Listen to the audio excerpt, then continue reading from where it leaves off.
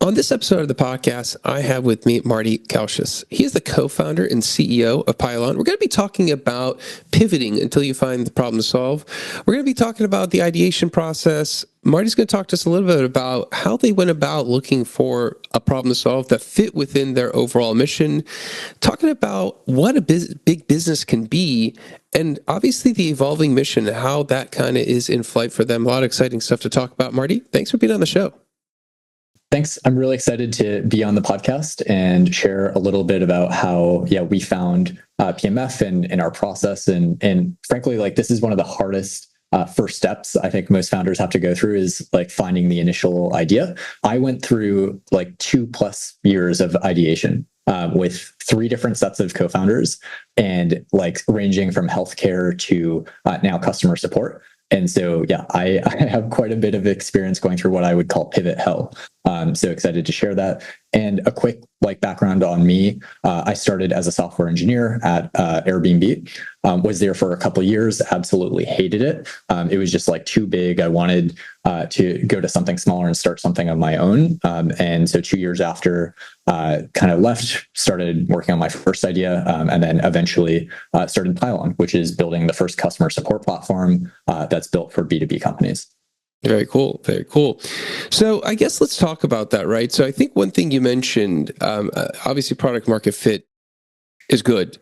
I think you mentioned you've gone through the ideation process and you're trying to find what would be the right problem to solve.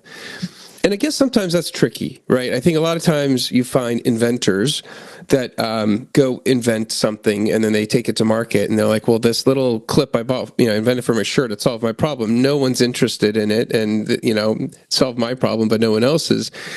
When you look at the ideation process and you're trying to go through and look at the problems and opportunities to solve, at what point do you start balancing, I have an idea versus how big is it? Or are they always in tandem and working together as you're going through that process? Yeah, so I can go through 3 different examples of things I tried where I ran into into a different problem for each of them. So first idea I worked on was actually a app for people with Parkinson's disease. And so my co-founder at the time, he actually had early stage Parkinson's, and we're like, okay, really hard to manage the condition. There's no data that you can collect. It's there are no biomarkers. So just very hard to manage. So we were building an app to kind of track symptom data and try to help people correct their symptoms and work with them. And there was a real problem, but it was very hard to make money. That was the big thing. In healthcare, it's all insurance based. So we actually, as silly as it sounds, we spent a year working on this idea. Just banging our head against the wall, different versions, trying to actually get it into market and sell it. And the problem was it's really hard to go through the insurance process. So we were just destroyed by the medical system, essentially. Idea 2 was actually, during that process, I was talking to a lot of nonprofits that worked with, people who have Parkinson's. And one of them said, hey, I actually need the software built. We're ready to pay. And the old system's really broken. No one's building a new version. If you guys ever have time, please help us out. And they were ready to pay. They had money ready to go. So, after shutting down the first idea, decided to pivot to this. And they paid us within 30 days. And it's wow, okay, we have our first customer. And the issue we encountered with that idea was that actually turns out this is a tiny market. And the software we were selling, there's a reason no one's going after it, is because selling to these nonprofits sucked, and they had no budget. It took forever to close a deal, and then the overall market size for what we were selling was just not that big. So both of those problems were true. I'm now a year and a half into doing startups full time. And then I spend the next 3 months probably pivoting around, also talking to potential new co-founders because the co-founders for the first 2 ideas just didn't work out. And so I kind of knew, I told myself, okay, for this next thing, let me first pick the co-founders and then kind of work towards the idea from that point. So, got together with one of my really good friends, Advith, who I had done an internship with a long time ago through the KP Fellow program, if anyone on the pod knows about that. We lived together for 3 years, and then he was already exploring ideas with someone from college. So we kind of, became a trio. They had some ideas in logistics. I had an idea in fintech that we were kind of bringing to the table. And we kind of were at the point where it's like, okay, which idea should we work on? And so we put them on paper. We're like, okay, if we look at just like market size and kind of run the TAM process of, okay, how many potential customers, how much would they pay, and just like kind of do the math. And we just made a simple Google sheet. Turns out the fintech idea at max, if we succeeded in every way, was going to make like max $30 million or something like that per year, which is like not that big. If you want to build a venture scale business, the logistics idea capped out at like a couple $100 million. And then we were like, okay, well, what about like the companies that seem to be doing really well and are on this like path to becoming public companies? For example, Rippling was the one we chose. We're like, okay, when you do the market sizing for them and the TAM analysis, it's just like, okay, let's take the number of people who work and multiply that times minimum $8 per seat per month. And the market size is huge. It's literally like billions to tens of billions of dollars. And what we realized in that moment was like, oh my God, these like horizontal SaaS companies, the reason they can become so big is just their markets are inherently just massive. And that kind of led us down a path to kind of understanding how important markets are from the starting point. Just a side question. I know we're going to be talking more about the ideation process. When you're going through and you've gone through this process, obviously you wanted to find a problem to solve that fit requirements that you were hoping to accomplish, and you had the eyes to see that. And I think it's really interesting to, in the moment, step back and evaluate in real time. You mentioned going through and identifying co-founders, and I know obviously we're going through the ideation process. A lot of people do co-found. It's not typically a single founder. Talk to us a little bit about that process. When you're looking for partners, and when it's early, it's really hard to see where things are going to go and map that process out and understand, am I picking the right co-founders to go on this journey? Talk to us a little bit about your experience there. Yeah, totally. So I've made mistakes on every dimension. I did the classic, hey, like find someone who seems like really experienced and has built companies before. As the way that was like my first co-founder. He was very experienced in he had built a biotech company before, and then now he was also kind of the expert for the space that we were trying to build in, which was for people who have Parkinson's, which was he was, so he understood it very well. The problem there was the hustle and grind mentality was not the same for both of us. And then also the other problem was that once we realized that idea wasn't going to work, he was not the right co-founder anymore. And so like you actually can't really pivot through many ideas if you pick a co-founder based on the idea in the industry, unless you like stick with it. And for me, I just didn't want to stay in that space. And so it just did not make sense. The second co-founder, I was hoping that I could convince them to leave Airbnb. So this was someone I had worked with at Airbnb, and he was still there full time, cashing like a $500K salary every year. And he has a family, so it was a bit harder to try to convince him to leave. And 6 months in, it became clear that he was not going to. And so I really wanted to work with him. He was great. He's really good. He was, grinding, nights and weekends to kind of make the product happen. But he was just not on the same page about where, what this could be long-term and full-time. Finally, I, at the end was like, okay, I just need someone who's like me, but maybe has like slightly different skill sets that I could work with and kind of grind and hustle with. And so chose the people who had exactly the same experience and skills effectively, and were more carbon copies. And obviously we skew a little differently in skill sets across a couple of dimensions. Like Robert, one of my co-founders, is much better at like design. Advith is much more, we're all technical by training, so all software engineers, but I would say, yeah, he has different skill sets as well, like super business savvy. And then for me, I'm, very marketing and sales heavy for engineer, I'll say. You mentioned obviously looking at an idea, and obviously there's a notion of pivoting. And I'm kind of curious what your view is, because I think I've heard different takes on pivoting. One, that if you have to pivot, then the original idea didn't work, and maybe you should consider the kernel of that idea before you're pivoting.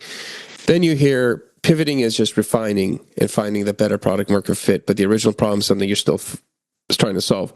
How far can you go in terms of pivoting before you're like, you know what, I'm actually building a new startup. This is no longer, what I intended. What are your thoughts on that?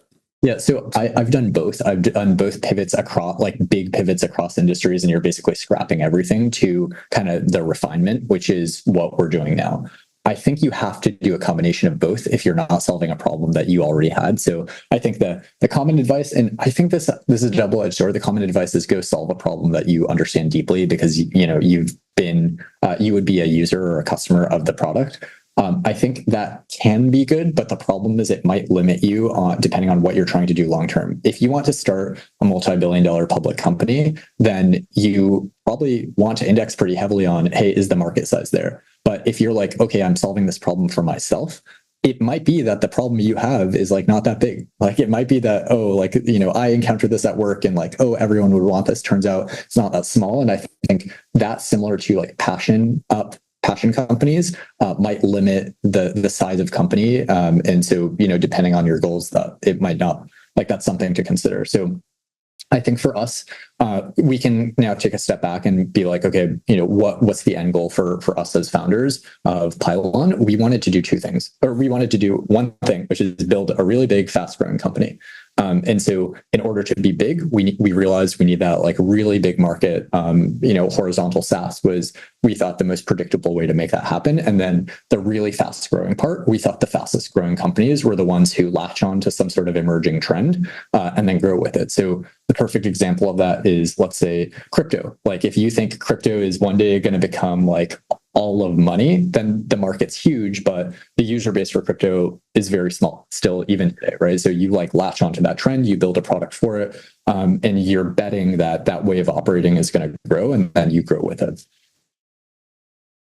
And I think the insights I think are very valuable, because I think you've kind of, as you mentioned, you've gone through a couple of iterations of this, of what's worked, what's not worked. And I think at some point you mentioned trying to evaluate what big business is. And I guess this question maybe stems from a lot of people that sometimes tell you, go find a niche, solve that niche, find that problem, solve, and then scaling, it's a whole different problem. You mentioned, obviously, at some point studying what makes a big business and what are the success and failure rates and how many unicorns are there, and you have an intent to build a big business. And I guess maybe the question in there is when you hear the advice of a niche audience is good, are you ascribing to both in terms of, hey, I'd like a big business and I'm looking at a niche product, or is it really, I need to focus on addressing a wider piece of the market, even if it is a little bbit slower?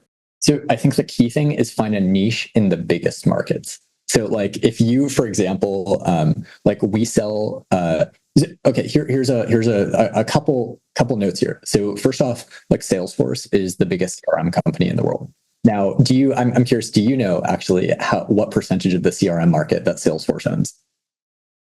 Oh, geez. I'm going to guess like 22% randomly. Okay, so that's super close. It's like 24% last time I checked. And so what's crazy is, okay, they are a $300 billion market cap company that they make $7.5 billion per year in revenue just off of their CRM product. They're like obviously multi-product. They only own 24% of their market. You could call Salesforce a niche player in the CRM market because they target, some segment of companies that then there's like 76% of the market that still exists, right? Or something like that. So I would say like go into a really, really big market, and then you can like niche out from that point. So let's see, like HubSpot, for example, they are also a CRM. They're not even, I don't think, in like the top 10 of CRM players, which is crazy. Pipedrive, I think, is like a, still common, but not like very common product to use.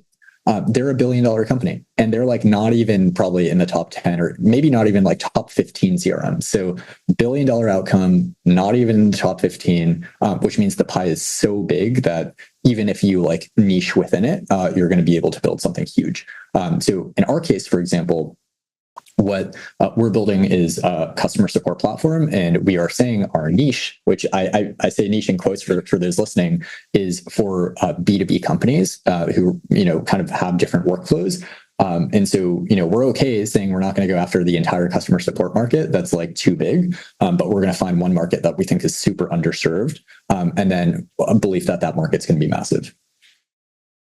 I think there's a lot to be said when people talk about niche markets. And you kind of alluded to running into some of those and realizing they're just too small, at least for what you wanted to accomplish. I think if your goal, especially if you're venture backed, there is value in market share, obviously. And I think it's an interesting way to look at, in this case, 24%, and they're still growing. I use the example of Costco. Costco is this massive company, and they still haven't really hit the tipping point. They're still trying to grow in different countries. Or we saw this with Steve, with other potential billion, trillion-dollar companies that grow. So I think that's actually a really good way of kind of viewing the market. When you're looking at you guys, and you are obviously your mission's evolving, what starts changing? I mean, you found a product, you guys are executing. At what point do you look at altering or reworking the mission to fit that bigger goal? Because obviously the company is evolving, different stages, different states of growth. I think we're constantly asking ourselves that question. Like, we have a lot of fear. We work with some of the best investors. So Andreessen led our Series A, General Catalyst led our seed, and Y Combinator did our pre-seed. And they all tell us that companies get stuck all along the path to, let's say, 100 million ARR, which at that point you can probably justify your unicorn status or billion-dollar valuation. So many companies will get stuck at 10 million, at 50 million. One of the other companies in the customer success space, which is very related to us, Gainsight, they got to, I think it took them 10 years to get to over 100 million in revenue. But it seems like it's been very hard to make progress since then. And so you might even get to that billion-dollar, valuation, but you still can't go public because you need a higher growth rate, and the expectations just continue to get they go up and up. And so for us, outcome-wise, in terms of and the reason why investors like us is because we're very ambitious. We want to build a company that can generate $1 billion in revenue per year, like something like that. That's how you get to, okay, you can definitely go public. You can be worth over $10 billion, which very, very few companies in the software space can.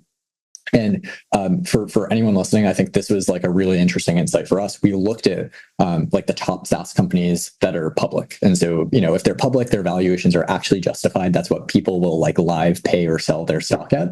And it turns out there aren't that many big software companies. So I don't know if you know I'll quiz you again. Do you know how many unicorns or like companies worth over $1 billion exist on public markets? And I'll specify specifically B2B, like SaaS companies. How many SaaS companies are worth over $1 billion that are public? I'm going to go low on this one. I feel like this is going to be a low number. I'm going to go with 8. Okay, so no, it's way more than 8. Wait, I'm just kidding with you. I was going the opposite direction just that phone. No, most people, because the hard thing like that is like, okay, you hear on TechCrunch all the time, like, oh, $1 billion unicorn, blah, blah, blah. Like, it seems like every day there's like a new company that's sprouting up. Turns out there are only like, the last I checked, it was like 76 companies worth over $1 billion that are on public markets that are SaaS companies. That's insane. That's like not the like thousands that like that I suspected, to be honest, before.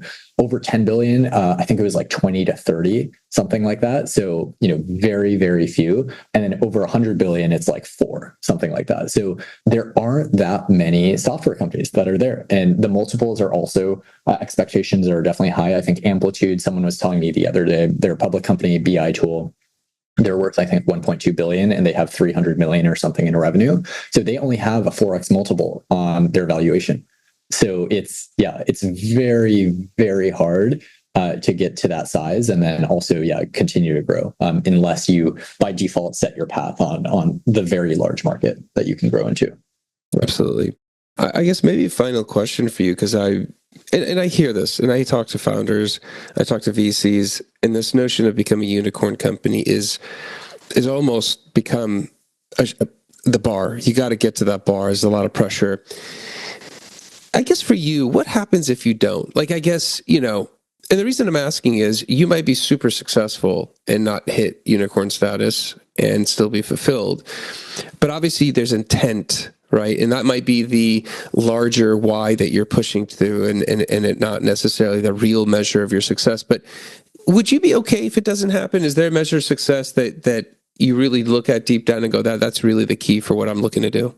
So I think I will answer a couple. There are a couple questions in there, right? So one, what could happen? What are the possible outcomes? So, we've raised 20 million, valuation around like 90 to 100 million, is what we're at right now in terms of like valuation. If we don't continue so the pressure I think is actually more on us than it is on investors, but our options are limited after you raise the A. And frankly, the more like board members that you bring on. So you actually, once you like set the valuation high like we did, so let's say like 90 million, suddenly you can only be acquired essentially for over 90 million. And so if your revenue is not kind of caught up with that, that means you might get to $10 million in revenue, and you're still, no one might pay for the 100 million valuation that, let's say, Andreessen paid for us. So it's actually, you might sit there with what we like to call a zombie company, where, okay, like, you're making money, but you can't really keep growing at that rate, and you can never justify that valuation. And then also you might have investors, depending on your board setup, who could block an acquisition. So you actually wouldn't even be able to exit the company. You're kind of just stuck there, paying yourself, you can pay yourself well still. You still need board approval. In our case, we definitely have the board approval, but you might be kind of stuck there with a company that you can't really sell, and you just have to keep maintaining, but maybe it doesn't have that exciting growth that brought you there in the first place. So I think the worst case is you're overvalued, you can't sell the company. The employees at the company are only going to have a great outcome if you exit for a very, very large sum. I mean, you're getting like 1% or 0.5%, et cetera. So one thing I think as well, it's like the only way we do right by the team is if we like really smash high expectations and just go for that like public company size outcome. So for me, I will be very, very sad if we don't get there. And frankly, if we became, let's say, like a zombie company, I think we'd probably just try to bring in different leadership to kind of continue running Pylon, and then we try to go start something else. I think that's just like who we are, and we really, I think, yeah, we just want that big outcome. I don't think it's like money based. I think we just like want to do it. Yeah, I quite like it. I think there's a game to entrepreneurship. And I think that game of entrepreneurship, it does lead people to different reasons of why they play. And I think in your case, you want to solve a problem that fills a big need or has an opportunity. And I think it's actually great, because I think that'll keep you focused on making sure all the other attributes are there. I love the conversation, because I think founders have a lot of different moving parts, lots of pressures. And I think I really got a chance to understand the why, and I can really understand, like, there's intent on each step, and how the process you've been mentioning has kind of been leading you there. Just a final question, because I'm kind of sometimes curious.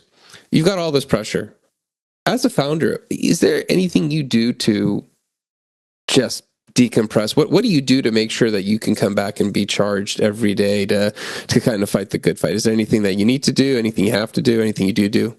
Oh, it's so hard.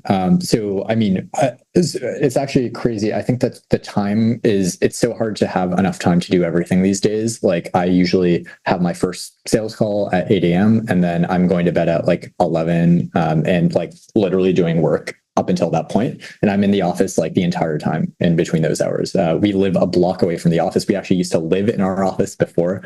And so our work hours are insane. I think I try to take like Friday nights fully off, and then Saturdays completely off, and spend that time with my girlfriend, who, is always requesting more time, which I get it, makes sense. And then Sundays it's back to work. So on those Saturdays, I try to, make sure I work out, get a lift in, maybe go surfing. I love saunas. I feel like anything that can like distance you from your phone for a bit and like just make you sweat, or like put you in like some sort of deep focus or trance, is really helpful. So those are things that are helpful. But frankly, at the end of the day, I'm going to be stressed if I know I need to be doing something and I'm not. And I think you just have to accept that that's like what the founder life is like. I don't think there's any way around it. And the thing that will make you feel better for sure is not like trying to like forget about the issues, but actually going and solving the problem. So that's like not, it's not like the glamorous answer. I think it's actually like it's just the unfortunate reality of the life you're choosing, is you just have to keep pushing as quickly and as hard as you can, because momentum is important. There are competitors that will inevitably pop up. Your incumbents will start like noticing what you're doing. Like there's so many things that can go wrong, and it's so sad if you put in all this work and then at the end of the day you like look back and you're like, oh, I could have pushed a little bit harder and it didn't work out. So yeah, we take fewer breaks than I think. Yeah, we don't take many breaks, and I think frankly, like if you're trying to do this type of business, you can't. I think the athletics of being a founder is something that we can look at. And I think that it sounds like, honestly, that there's a component to this where you have to kind of push past the pain to get to a certain point, and the sacrifice. I think if someone becomes a doctor, they go experience similar things through med school, through residency. I don't think it's law school. I think there's a lot of industries that are parallel, and sometimes you got to push through to accomplish big goals. And Marty, thanks for coming on, sharing. Real super excited. We got to keep an eye on you guys. Hopefully have you come back and tell us how the process has gone in terms of where you've gone with the business in a little bit of time. If somebody does want to reach out to you to kind of follow up with you, what's a good way of touching base with you? Yeah, so I'm very responsive on LinkedIn. So linkedin.com/in/Marty Kausas. That's MartyKausas. Or if you want, I'm like less active on email, believe it or not, but Marty@usepylon.com, where you can ask me questions. And I really appreciate the time on the pod. This has been fun. Awesome, man. Yeah, we'll put some of those links in the show notes. Thanks for coming on. I know you're busy to take time out. I appreciate that. That's it for the episode. We're back again, different guest, different topic. Until then, two things. One, I think we talked about the ideation, product market fit, pivoting within the context of an early stage startup. I think Marty did a great job of talking about his story, his journey, what he had to go through to find Pylon and kind of where they're headed now, and his views of how do you grow to be a big business. So please share this with somebody else who might find it interesting. I think there's a lot of great insights to share. Like, subscribe, comment. Please leave me a review. Let me know how the podcast is going for you. Until next time, thank you and goodbye.